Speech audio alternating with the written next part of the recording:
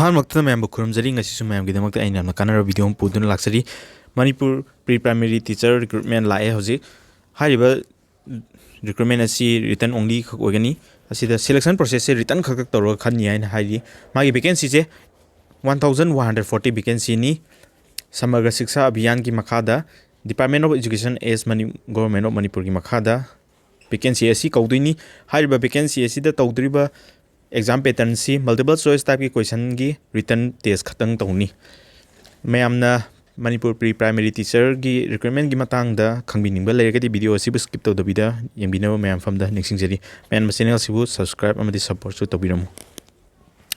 असिदा Manipur pre primary teacher recruitment सिदा करी करी नोटिफिकेशन थोई हमना चिंगबा मैमदा तेंतकना मैमदा खंगनजरमगे मार्किंग स्कीम्स अदुगा सब्जेक्ट करी करी हंगनी एलिजिबिलिटी क्राइटेरिया अदो करी करी डॉक्यूमेंट्स संगनी हाबना चिंगबा एग्जाम फी क्या नो हाबना चिंगबा मैम लोना खंगनजरागे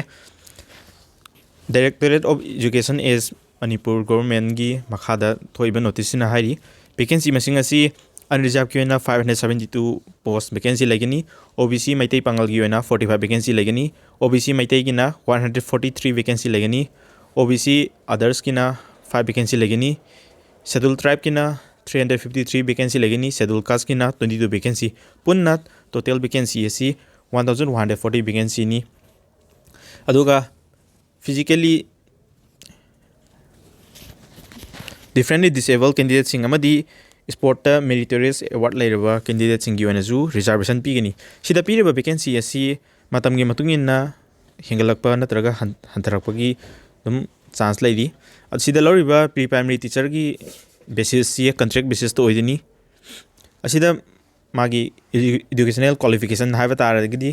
क्लास 12 पास दी कंपलसरी लोयरबा कैंडिडेट ओगदबनी मिनिमम द 50% ओगदबनी अदुगा कैंडिडेट खुदिमक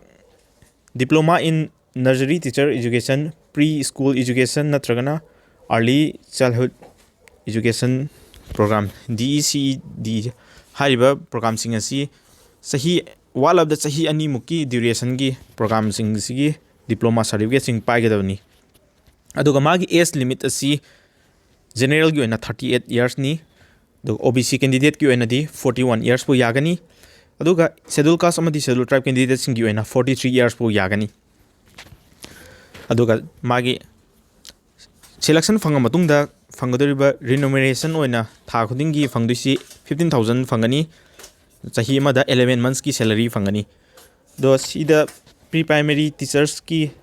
सिलेक्शन असी रिटर्न टेस्ट तंग द खनगनी एन हाइरी दो मैम खुदोंग साब से लौसिन बिहोरो अदुगा करी करी डॉक्यूमेंट संगनी हामना चिंगबा मैम दो चोई खंगनजरके अदो मैम ने एनी गवर्नमेंट जॉब थाबा तारगदी टेस्ट सीरीज याम दरकार होगनी गवर्नमेंट जॉब खुदिमक की टेस्ट सीरीज टेस्टबुक हाइबा एप सिता थाबा यागनी टेस्टबुक हाइबा एप सिकी ओना मागी प्रीमियम लाए हजिक टेस्टबुक की ईयरली पास प्रो ₹314 दा चाही अमगी फंगनी अगी कोड T2M है कोड सिनाबियो मैम मैक्सिमम डिस्काउंट फंगनी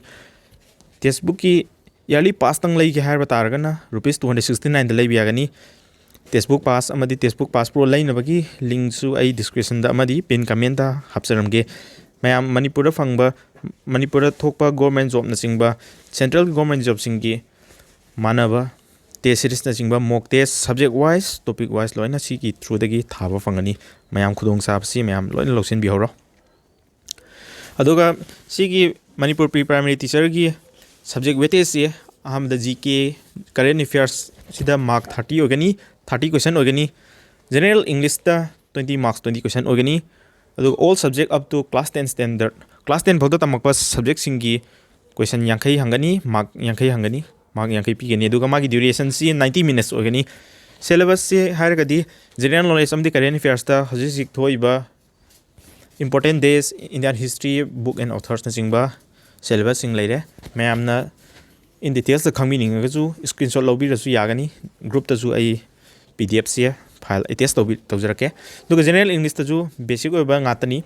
क्लास 10 फौदा तमकपा बेसिक ओइबा verb tense voice subject verb agreement सिंगबा सुमा टॉपिक सिंग लोइना यावरे अदुगा मैम सिगी फॉर्म जे थाजिन गे हाबा कैंडिडेट सिंग कंपलसरी ओइना एम्प्लॉयमेंट एक्सचेंज दा 4 मार्च 2004 की ममांग दा एम्प्लॉयमेंट एक्सचेंज दा रजिस्टर तौबा कैंडिडेट सिंग ओइगदबनी रजिस्टर तौदबा candidate ओइगदी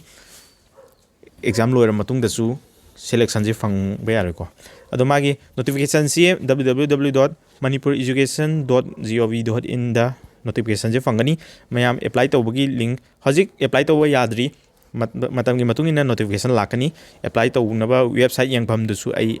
link makha da hapcharam ge magi age limit cd 38 years oina hajagre OBC gi na 3 years relaxation SC ST amadi PWD ki yoina 5 years relaxation legani ado qualification si 12 pass loiram matung 12 pass loigedabani adu sigi mathakta diploma gi certificate wall of the 2 years minimums ki legedabani aduga form thajin matam da kari ke document sangani habje compulsory ona sangba hargadi ahan bada employment exchange card ama sangani ani subada class 10 pass ki marksheet amadi certificate sangani mathangda class 12 ki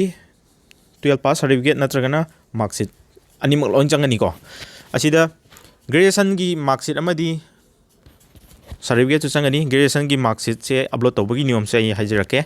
aduda akoina delete ki natraga bet ki natraga pre primary gi training tawrubagi course na singbagi certificate leiragasu loina attest tawba yagani post graduation loirba candidate singi ju post graduation certificate happa yagani doga khoi ki category wise ki SC ST OBC ki certificate chu ma'am attest तौबियो अदुगा कोइना file upload तौब मतम सिदा photo ओइना passport photo अमजु compulsory चंगनी अदुगा अकोइगी सिग्नेचर जु चंगनी असिदा कोइगी ग्रेजुएशन नत्रगा पोस्ट ग्रेजुएशन डिलीट नत्रगा बेट एग्जाम सिंग पास तौरबा बेट तंबल लोइरबना सिंग कैंडिडेट सिंगी सेमेस्टर वाइज की मार्कशीट तो लोइना अपलोड तौगनी अपलोड तौबगी नियम असि केनो सेमेस्टर वाइज की मागी मार्कशीट मैम पुलप कंबाइन तौरगा फाइल PDF अमतंग ओइना ओलगा अपलोड तौगदबनी डॉक्यूमेंट खुदिमक JPG नत्रगा JPEG नत्रगना PDF फॉर्मेट ता अपलोड तौगदबनी फाइल साइज से 500 KB दगी हेन्ना फाइल साइज से ओहन बे यादे अदुगा ग्रेजुएशन मार्कशीट ती सेमेस्टर मैम की कंबाइन तौरक्तोनिना मागी दे फाइल साइज लिमिट से 2 MB फो यागनी अदुगा कैंडिडेट की फोटो की वाइट अमदी हाइट की डायमेंशन जु सिदा पीरे अदुगा सिग्नेचर की जु लेरे मैम स्क्रीनशॉट लौरगा डिटेल्स अकुप खंग यागनी अदुगा मागी एप्लीकेशन फी ऑनलाइन पेमेंट ओगदबनी मागी एप्लीकेशन फी असि जनरल अमदी OBC की होना ₹500 plus convenience fee charge Kharga लोगनी दुगा SC अमदी ST की होना ₹300 प्लस कन्वीनियंस फी ओगनी दुगा डिफरेंटली एबल कैंडिडेट सिंग की होना दी फॉर्म फी अमबुतिंग होय दुगा मागी एक्सपेक्टेड सैलरी इसी 15,000 फंगनी था मदा था सही मदा था तरामथोय की तोलो फंगनी वैकेंसी इजु 1140 नि रिटर्न एग्जामिनेशन थंग तौरगा खंतुनि दुना मया प्रिपरेशन तौब होबिरो एलिजिबिलिटी जी diploma in nursery teacher education नत्रगना अतोपा बेट लोइबो ओइरो नत्रगना डेल लोइबो ओइरो लोइना यागनी अप्लाई तौबको मयाम खुदोंग चाबसे लौसिन बिरो मयाम ना अहेनबा information लेरगसु कमेंट सेक्शन दा हाइबिरमु अदुगा एनी गवर्नमेंट जॉब लाक मतमदा एक्सप्लेनेशन तौबो पाम्बा लेरगसु कमेंट सेक्शन दा हाइबिरमु मयामना चैनल सिबु लाइक अमदि सपोर्ट तौबियो हैना हाइजरी ngasi gi unity ai matang sida video si tension jage thank you